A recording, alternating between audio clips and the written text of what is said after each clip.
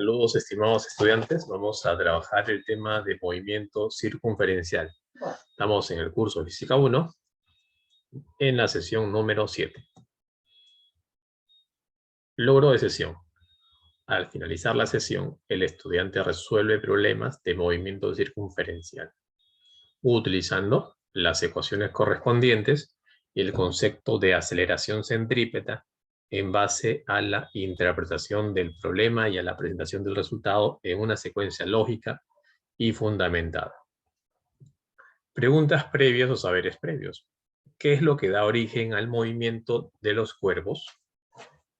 ¿Qué plantea la segunda ley de Newton? ¿Cuál es la diferencia entre el MRU y el MRV? ¿Qué hace que los objetos se muevan en trayectoria circular? Contenido de la sesión. Movimiento en 2 dimensiones, movimiento circunferencial uniforme y movimiento circunferencial uniformemente variado. Componentes de la normal y tangencial en una curva, velocidad, aceleración, aceleración normal y tangencial, relación entre componentes normal y tangencial y magnitudes angulares, sistema de coordenadas para el movimiento curvilíneo, aplicaciones. ¿Qué sucede si no hay fricción en una curva plana? Observamos ese sistema, tenemos este automóvil y hemos colocado un sistema de coordenadas cartesianas, ¿no? Entonces tenemos ahí la fuerza gravitatoria, tenemos la normal, tenemos la fuerza de rozamiento. Si en caso, la aceleración está apuntando en la dirección observada. ¿Qué sucede si no hay fricción en una curva plana? No habría aceleración normal, el auto seguiría en línea recta.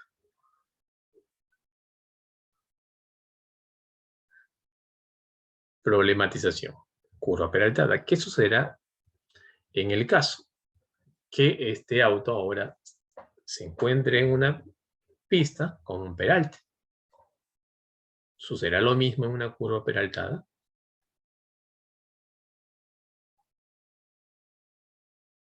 Movimiento circunferencial.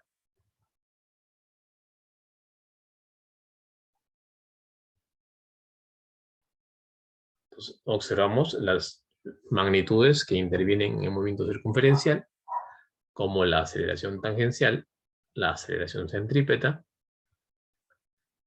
y la variación de posición. Todas estas magnitudes que estamos nosotros observando, vamos a relacionarlas en sus ecuaciones, ¿no? Vamos a iniciar con velocidad angular. La variación del desplazamiento angular respecto del tiempo se denomina velocidad angular. Y entonces nosotros definimos esa velocidad angular media de la siguiente manera, ¿no? Como la variación del ángulo en el tiempo. Y si esta velocidad, pues, ¿no?, angular permanece constante, podemos definirlo de la siguiente manera, ¿no? Como 2pi sobre el periodo, ¿no? Periodo siendo un tiempo. Y a su vez también como 2pi por la frecuencia, ¿no? La frecuencia y el periodo, ¿no? En este caso la frecuencia tiene unidades de Hertz y el periodo, simbolizado con T mayúscula, tiene unidades de segundos. Además, la velocidad tangencial y velocidad angular están relacionadas por... Entonces, esta velocidad tangencial será igual al radio por la velocidad angular. La velocidad angular instantánea la definimos nosotros como la derivada del ángulo con respecto al tiempo, ¿no? Aceleración angular. La variación de la velocidad angular respecto del tiempo se denomina aceleración angular. Y así nosotros vamos a simbolizarlo con esta letra griega alfa, ¿no? Entonces, la aceleración angular media lo definimos como la variación de la velocidad angular sobre la variación del tiempo. Además, la aceleración tangencial y aceleración angular están relacionadas por la siguiente ecuación. Entonces, aceleración tangencial es igual a alfa por r. Aceleración angular instantánea será la derivada del ángulo con respecto al tiempo.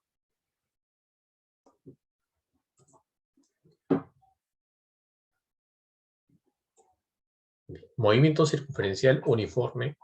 Entonces, en este caso, debemos considerar que la velocidad angular va a permanecer constante, ¿no? Velocidad angular va a permanecer constante. Tendríamos entonces que la derivada de la posición con respecto al tiempo, ¿no?, nos definiría la velocidad angular, ¿no? En este caso, diferencial del ángulo va a ser igual a la velocidad angular por diferencial del tiempo. Entonces, si nosotros integramos, ¿no?, la expresión diferencial, tendríamos nosotros la siguiente ecuación, ¿no?, que es la ecuación que pues, nosotros vamos a utilizar, ¿sí?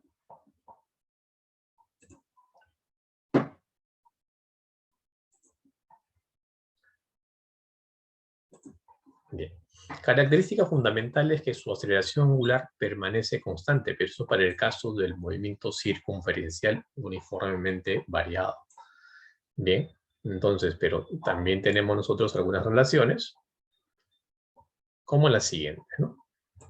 Tenemos, ¿no?, el caso, o la ecuación que nos relaciona la velocidad angular con la velocidad angular inicial, la aceleración angular y el tiempo, ¿no? Tenemos la ecuación que nos relaciona tanto la posición, la velocidad angular inicial, el tiempo y la aceleración angular, ¿no? Y tenemos también la ecuación que nos relaciona tanto velocidades angulares como aceleración angular y posición angular.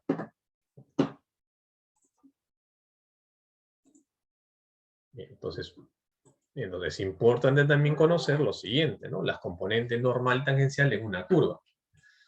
Conviene describir el movimiento curvilíneo por medio de los ejes de coordenadas n y t, los cuales actúan de manera normal y tangente a la trayectoria, respectivamente, y en el instante considerado tiene su origen localizado en la partícula. Bien. Entonces,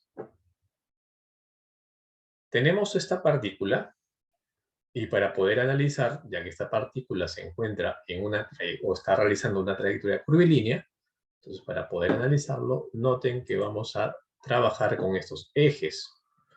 Este eje denominado eje normal y este otro eje denominado eje tangencial, ¿sí? Entonces este eje normal siempre, bueno, es en dirección al radio, y el eje tangencial, pues como su nombre lo indica, tangente a su trayectoria en ese punto, ¿sí? El eje T es tangente a la curva en el punto y es positivo en la dirección de la trayectoria creciente. El eje normal N es perpendicular al eje T con su sentido positivo dirigido hacia el centro de curvatura O.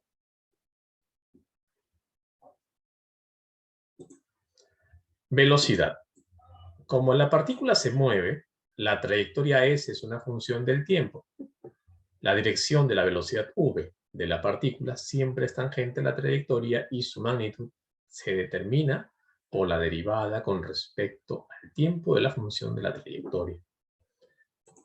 Bien, es decir, nuestra velocidad, ¿no? Entonces la velocidad se va a calcular o se define como la derivada de S con respecto del tiempo, ¿ya? Vamos a ver la aceleración. La aceleración A es la suma de dos componentes de aceleración, una tangencial y una normal. Entonces aquí es importante, observen nuevamente la partícula en la trayectoria curvilínea. Justamente en ese punto tiene una aceleración, ¿no? Pero esa aceleración nosotros podemos entenderla como una aceleración tangencial y una aceleración normal. Por lo tanto, hay una aceleración total, ¿no? En este caso, ¿no? Una aceleración total. Esta será nuestra aceleración total. Ahora, la aceleración total, entonces, será, ¿no?, la suma vectorial de las aceleraciones tangencial y normal.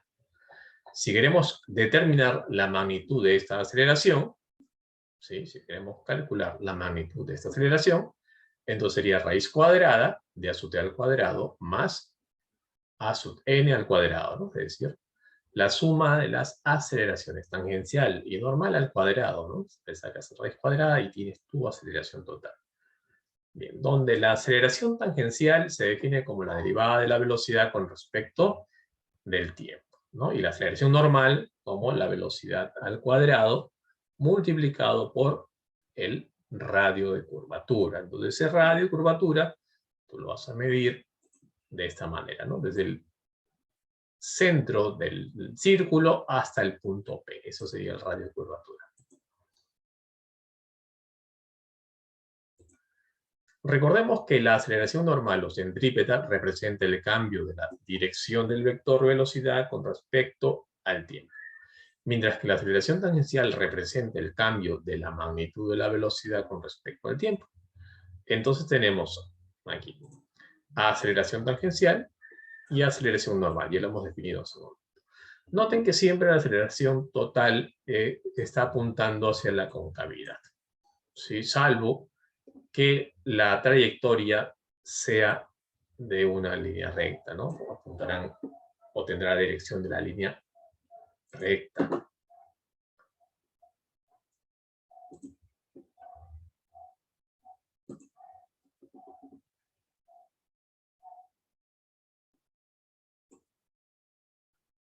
Sistema de coordenadas para el movimiento curvilíneo, ¿sí?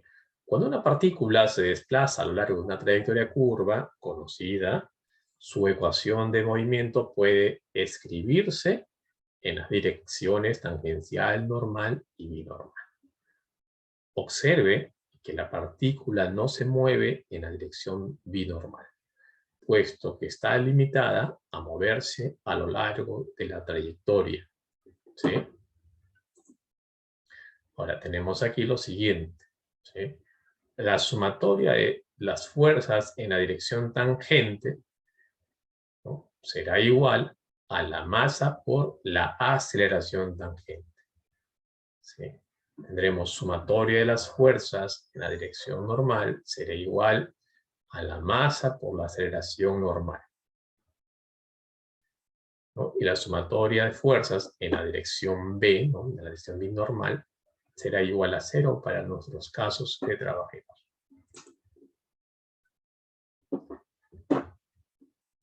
Relación entre componente tangencial y normal y magnitudes angulares, ¿no? Todas estas magnitudes van a ser importantes que nosotros conozcamos, ¿no? Esa es la ecuación clásica para poder calcular la longitud de arco, ¿no? Entonces, para calcular entonces la posición lineal, ¿no?, o angular, podemos utilizar esa ecuación. La velocidad lineal y angular se relacionan a través de esta ecuación. Y la aceleración lineal y angular se relacionan a través de esta ecuación, ¿no? Y la normal será como el radio por la velocidad angular al cuadrado. Noten que además de tenemos en este caso, o podemos utilizar nosotros, dos expresiones, ¿no? Nos están mostrando.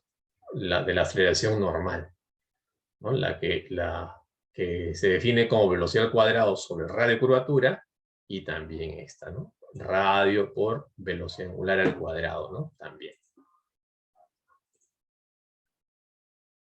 Ejemplo de aplicación 1, ¿no? Te dice, el auto deportivo se desplaza a lo largo de una carretera con una inclinación de 30 grados y cuyo radio de curvatura es de 500 pies. Si el coeficiente de fricción estática entre las llantas y la carretera es de 0.2, determine la velocidad segura máxima sin que se deslice, ignore el tamaño del automóvil. Muy bien, entonces, este es el gráfico y ahí tenemos nosotros también su diagrama de cuerpo libre, ¿no? Entonces, notamos nosotros que tenemos la fuerza normal, también tenemos la fuerza de fricción del carro y tenemos el peso. Entonces, lo siguiente que hacemos es trazar los ejes, ¿no? Este eje, ¿no?, noten allí ese eje, está en dirección radial, y este otro eje es perpendicular a esa dirección que acabamos de mostrar, ¿no? Entonces, y vamos a descomponer, ¿no?, las fuerzas que no estén paralelas a esos ejes, como es el caso de la normal. Tenemos una componente que será n coseno 30 grados, esta otra componente que será N seno de 30 grados. Tenemos la flexión, esta componente F coseno de 30 grados y esta otra componente F seno de 30 grados. De esa manera, una vez que hemos descompuesto, lo que debemos hacer es aplicar las leyes de Newton, ¿no? Entonces tenemos sumatoria de fuerzas igual a masa por aceleración centrípeta. ¿Cuáles son esas fuerzas en dirección radial? Tenemos estas dos fuerzas, N seno de 30 grados y F coseno de 30 grados. Entonces, por lo tanto, eso sería igual a la masa por la velocidad al cuadrado sobre el radio. Seguimos entonces. Podemos recordar que la fuerza de rozamiento, ¿sí? La fuerza de rozamiento es el coeficiente por la normal, factorizamos la normal. Entonces, ahora, trabajamos en este eje perpendicular, donde la sumatoria de fuerzas es igual a 0, y obtenemos la siguiente ecuación. De esa manera, entonces, tendríamos que la normal sería igual mg sobre coseno de 30 grados menos mu por el seno de 30 grados. Entonces vamos a tener que relacionar esas dos ecuaciones que estamos observando aquí, ¿sí? Entonces cuando reemplazamos una ecuación en otra, ¿sí? Tendríamos la siguiente expresión, ¿no? Entonces aquí ya, noten que aquí la normal lo hemos reemplazado y nos está quedando esta expresión, ¿sí? Donde básicamente son datos que ya son conocidos, ¿no? En la masa, en este caso la masa se puede simplificar, ¿no? Vamos a simplificarlo y despejando la velocidad nos quedaría esta expresión. Noten que solamente lo que estamos haciendo es lo siguiente. La masa se está simplificando. Aquí la masa se simplifica. Vamos, observemos. Se simplifica la masa, ¿sí? Y el radio pasa a multiplicar, ¿no? Aquí está, ¿ves? Y el cuadrado pasa a ser la raíz cuadrada de toda la expresión. Ya está. Y como los datos son conocidos, porque la gravedad lo conocemos, el coeficiente de rozamiento, el problema nos da de dato, el radio curvatura también es conocido, entonces procedemos a reemplazar estos datos, ¿no? Entonces, al momento de reemplazar, tendríamos nosotros lo siguiente, ¿no? Esa sería entonces la velocidad que nos está pidiendo el problema. Bien. Siguiente ejemplo. El vehículo está diseñado para combinar la sensación de una motocicleta con la comodidad y seguridad de un automóvil. Si el vehículo viaja a una rapidez constante de 80 kilómetros por hora por una carretera curva circular de 100 metros de radio, determine el ángulo de inclinación θ del vehículo. De modo que solo una fuerza normal producida por el asiento actúe en el conductor. Ignore la estructura de este, ¿no? Entonces, tenemos aquí el sistema. Ahí lo tenemos, ¿no? Tenemos ahí este carro deportivo, donde dibujamos el peso y la normal tendría que estar inclinada así, ¿no? Respecto a una vertical. Descomponemos la fuerza normal, ¿sí? La descomponemos. Tendríamos n coseno de θ y n seno de θ. Ahora aplicamos la segunda ley de Newton, ¿no? Lo aplicamos. ¿Y qué es lo que tendríamos? Tendríamos n seno de θ igual a la masa por la velocidad al cuadrado sobre el radio. En el eje vertical nos queda que n coseno de θ es igual a mg. A su vez, reemplazamos una ecuación, ¿no? En otra, en este caso estamos reemplazando. Estamos reemplazando lo siguiente, ¿no? Estamos despejando n, y estamos reemplazándolo en esta ecuación. Y entonces nos queda esta expresión, una vez que hemos reemplazado. ¿Sí? Bien, entonces, de esa manera, estamos obteniendo lo siguiente, ¿no? Ya que las masas se simplificaron, como queremos θ, la gravedad vamos a despejarlo, y tendríamos que θ es igual a la tangente inversa de la velocidad al cuadrado sobre g por r. Reemplazamos nuestros datos, y entonces el ángulo nos sale aproximadamente 26,72. Vamos a ver un siguiente ejemplo, en el cual nos dice, determina la rapidez máxima a que el jeep puede viajar sobre la cresta de la colina. sin que pierda contacto con la carretera. El diagrama de cuerpo libre, entonces aquí es la normal y el peso. Bien, entonces notar el radio de curvatura que tiene. Entonces, cuando aplicamos nosotros la segunda ley de Newton, conocida por nosotros, ¿sí? En esta dirección, ¿no? En esta dirección, cuando lo colocamos, ¿cierto? En esa dirección, entonces observen que sería el peso menos la normal igual a masa por la aceleración centrípeta. ¿Ya?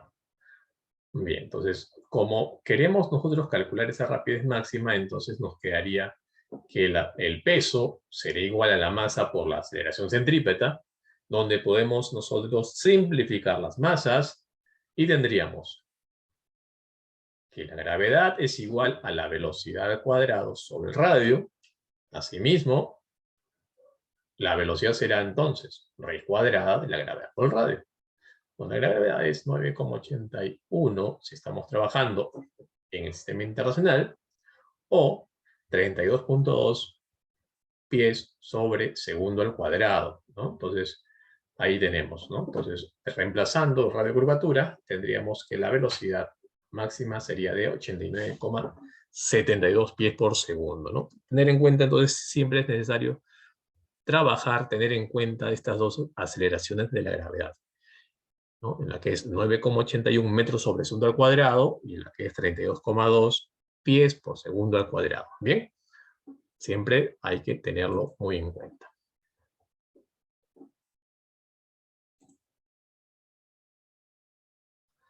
Tenemos aquí unas referencias bibliográficas que puedes tú consultar en la biblioteca virtual de la universidad. Son libros muy importantes. ¿Sí? Entonces, muchas gracias. Hasta una nueva oportunidad.